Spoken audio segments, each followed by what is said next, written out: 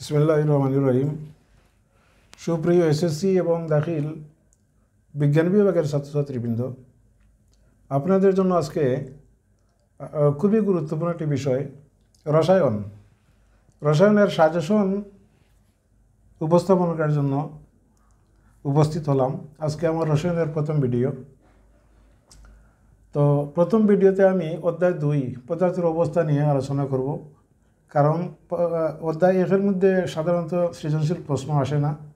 অধ্যায় 1টা আপনারা পড়বেন এই এমসিকিউ এর জন্য।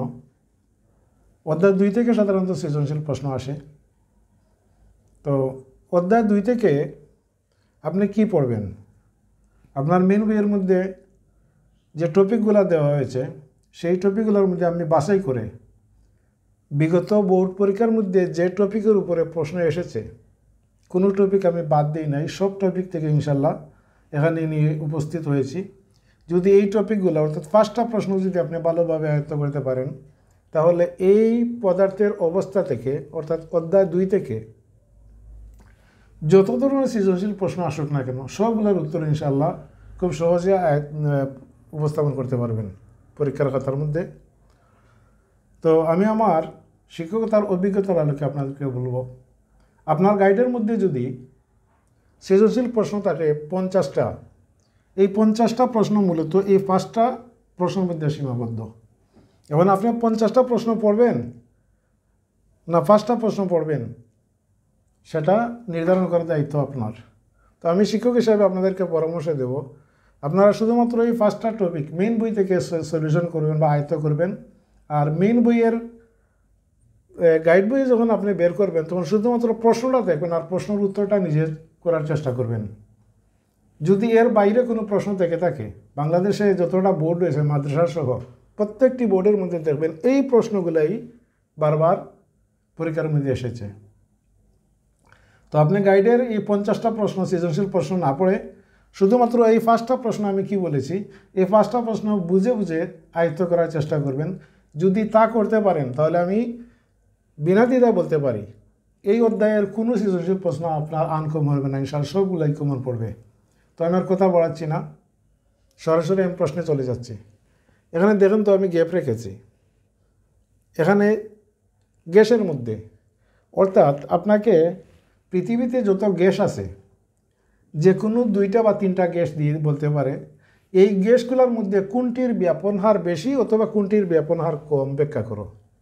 সাপোজ ধরেন আপনাকে দিল carbon dioxide, ammonia, carbon dioxide gas দিল, অ্যামোনিয়া গ্যাস দিল, অ্যামোনিয়াম দিল, এইভাবে যে কোনো গ্যাস দিতে পারে।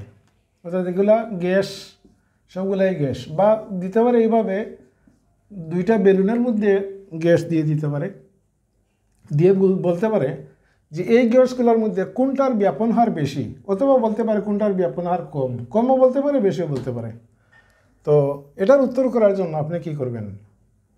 শুধুমাত্র একটা মডেল তৈরি করবেন যে আমরা জানি যার আণবিক ভর বেশি সেই গ্যাসগুলার ব্যাপন হার কম, আর যার আণবিক ভর কম তার ব্যাপন হার বেশি। এই অনুযায়ী আপনি প্রথমে কার্বন ডাইঅক্সাইডের আণবিক ভর বের করবেন। কার্বন ডাইঅক্সাইডের আণবিক ভর বাংলাতে লিখবেন কার্বন ডাইঅক্সাইডের আণবিক ভর, কার্বনের হচ্ছে 12, অক্সিজেন হচ্ছে 16 × 2, 2 16 32 আর 12 কত হলো 44। তাহলে কার্বন ডাইঅক্সাইডের আণবিক ভর কত 44। আমরা যদি অ্যামোনিয়াতে আসি, অ্যামোনিয়া এর আণবিক ভর কত হয়? অ্যামোনিয়া নাইট্রোজেন হচ্ছে 14 প্লাস হাইড্রোজেন হচ্ছে 1, কেন হাইড্রোজেন কয়টা? 3টা, 3 একে 3, 14 আর 3 17। এবার প্রথমে আপনি যে গ্যাসটাই দেওয়া হোক না কেন সেই গ্যাসের আণবিক ভর বের করে নেবেন। আণবিক ভর বের করার পরে বলবেন যে কার্বন ডাইঅক্সাইড গ্যাসের আণবিক ভর 44 এবং অ্যামোনিয়া গ্যাসের আণবিক ভর হচ্ছে 17। আমরা জানি কোনো গ্যাসের আণবিক ভর যত কম হয় তার ব্যাপন হার তত বেশি হয়, আর কোনো গ্যাসের আণবিক ভর যত বেশি হয় তার ব্যাপন হার তত কম হয়। এখানে দেখা যাচ্ছে যে কার্বন ডাইঅক্সাইডের আণবিক ভরটি হচ্ছে 44 আর অ্যামোনিয়ার আণবিক ভর হচ্ছে কত 17। যেহেতু কার্বন ডাইঅক্সাইডের আণবিক ভর অ্যামোনিয়া হতে বেশি, সুতরাং কার্বন ডাইঅক্সাইডের ব্যাপন হার অ্যামোনিয়া হতে কী হবে? কম হবে, আর অ্যামোনিয়ার ব্যাপন হার কী হবে? কার্বন ডাইঅক্সাইড থেকে বেশি হবে। এই শেষ আপনার প্রশ্নের উত্তরটা। এখানে যে কোনো গ্যাস আসুক না কেন আপনি এভাবে উত্তর দিবেন। তো উত্তরটা আসলে বিশ্লেষণ করার মতো সময় আমার নেই, যেহেতু এটা সাজেশন ভিডিও, শুধুমাত্র আমি সাজেশন উপস্থাপন করব। যদি আল্লাহ তৌফিক দেয় আর প্রশ্নগুলা সময় পাই, তাহলে পরীক্ষার আগে প্রত্যেকটা প্রশ্ন নিয়ে আমি ডিটেলস আলোচনা করবো ইনশাল্লাহ। তো এই ছিল প্রথম প্রশ্ন। 2 নম্বর প্রশ্ন, 2টা বা 3টা পাত্র দিতে পারে, উদ্দীপকের মধ্যে দিয়ে দিতে পারে। পাত্রের মধ্যে যে পদার্থগুলো দিবে সেই পদার্থের পাত্রের তাপীয় বক্ররেখা অথবা তাপ প্রদানে তার লেখচিত্র কী হতে পারে, অথবা পদার্থটির অবস্থার পরিবর্তন কণার গতিতত্ত্বের আলোকে বর্ণনা করো। এভাবে এখানে পাত্র দেওয়া থাকবে, 2টা পাত্র থাকতে পারে অথবা একটা পাত্র থাকতে পারে। আর এই পাত্রের মধ্যে যে কোনো গ্যাস দিতে পারে, কঠিন পদার্থ দিতে পারে, একুয়াস জলীয় দ্রবণ দিতে পারে, যে কোনোটা দিতে পারে। দেওয়ার পরে বলতে পারে আপনাকে এই পাত্রের যে পদার্থটা আছে সেটার তাপীয় বক্ররেখাটা কী, অথবা তাপ প্রদানের তার লেখচিত্র কী হবে, অথবা পদার্থটির অবস্থার পরিবর্তন কণার গতিতত্ত্বের আলোকে বর্ণনা করো। তো এটারও একটা মাত্র মডেল তৈরি করবেন, এক মডেল দিয়ে আপনি পৃথিবীর সবগুলো লিখতে পারবেন ইনশাল্লাহ। এই ছিল 2 নম্বর প্রশ্ন। 3 নম্বর প্রশ্নটি হচ্ছে, একটা লেখচিত্র দিতে পারে বা একটা গ্রাফ দিতে পারে। উদ্দীপকের মধ্যে একটা লেখচিত্র দিতে পারে অথবা একটা গ্রাফ দিতে পারে। তো বিগত বোর্ডে আমি দেখেছি পানির ক্ষেত্রে গ্রাফটা বেশিরভাগই পরীক্ষায় এসেছে। তো পানির ক্ষেত্রে চিত্রটির বিভিন্ন অংশের তাৎপর্য ব্যাখ্যা কর, মানে এ থেকে বি বিন্দুতে, বি বিন্দু, বি থেকে সি বিন্দুতে, সি থেকে ডি বিন্দুতে, এভাবে একটা গ্রাফ দিতে পারে।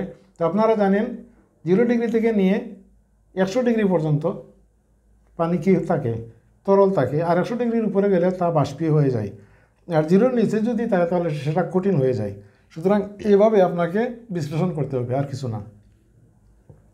অথবা যে কোনো উদ্বায়ী পদার্থ দিতে পারে। আপনারা জানেন কার্বন ডাইঅক্সাইড, কঠিন কার্বন ডাইঅক্সাইড, যেটা একটা উদ্বায়ী পদার্থ, সেই তেমনিভাবে রয়েছে আপনার আয়োডিন, একটা উদ্বায়ী পদার্থ। অর্থাৎ যে কোনো একটা উদ্বায়ী পদার্থ দিতে পারে, দিয়ে বলতে পারে তাপীয় বক্ররেখাটি ব্যাখ্যা করো, মানে সরাসরি বক্ররেখাটি কী হয়ে যাবে, উদ্বায়ী হয়ে যাবে, এখানে তরলে পরিণত হবে না।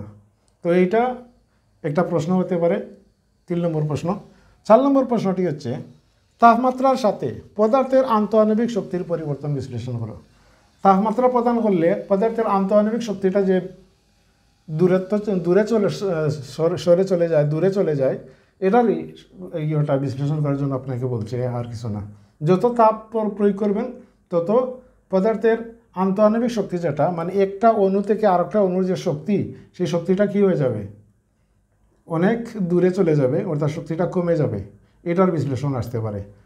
লাস্ট অ্যান্ড ফাইনাল প্রশ্ন, হাইড্রোক্লোরিক অ্যাসিড এবং অ্যামোনিয়া গ্যাস। এটা আপনাদের বইয়ের মধ্যে একটা চিত্র আছে, একটা নলের মধ্যে এক সাইডে রাখছে হাইড্রোক্লোরিক অ্যাসিড, আর সাইডে রাখছে কি অ্যামোনিয়া গ্যাস। এই হাইড্রোক্লোরিক অ্যাসিড এবং অ্যামোনিয়া গ্যাস একটি কাঁচ নলে রাখলে অ্যামোনিয়া বিক্রিয়া করবে, বিক্রিয়া করে অ্যামোনিয়াম ক্লোরাইডের সাদা ধোঁয়া উৎপন্ন হবে। সেই সাদা ধোঁয়া কতটুকু দূরত্ব উৎপন্ন হতে পারে, সেই দূরত্ব চাইতে পারে আপনার কাছে, অথবা এই প্রক্রিয়াটি ব্যাখ্যা করো বলতে পারে। তো এই ছিল 2য় অধ্যায়, অর্থাৎ রসায়নের সাজেশন ভিডিওর প্রথম ভিডিও। ধারাবাহিকভাবে ইনশাল্লাহ আমি আপনাদের প্রত্যেকটি অধ্যায়ের এভাবে শর্টকাট কোন টপিকগুলো পড়লে আপনি যে কোনো বোর্ডের পরীক্ষার্থী হন না কেন আপনাকে অবশ্যই কমন পাবেন ইনশাল্লাহ, এর বাইরে প্রশ্ন যাবে না। আমি আমার শিক্ষকতার অভিজ্ঞতার আলোকে 30 বছরের শিক্ষকতার অভিজ্ঞতার আলোকে বলতেছি, এর বাইরে কোনো প্রশ্ন করার ক্ষমতা কারো নেই। তো এগুলা বুঝে বুঝে যদি আপনি পড়েন তাহলে আপনি 50টা সৃজনশীল পড়ার কোনো মানে প্রয়োজন লাগবে না। এই 5টা প্রশ্ন পড়লে আপনার 50টা সৃজনশীলের উত্তর হয়ে যাবে। তো আমি আর কথা বাড়াচ্ছি না, ভিডিওটা অনেক লম্বা হয়ে গেছে।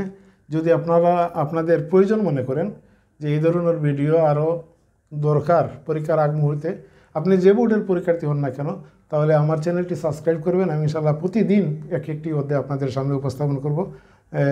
রসায়ন, ফিজিক্স, তারপরে হায়ার ম্যাথ, জেনারেল ম্যাথ যা আছে সবগুলো ইনশাআল্লাহ দেওয়ার চেষ্টা করব।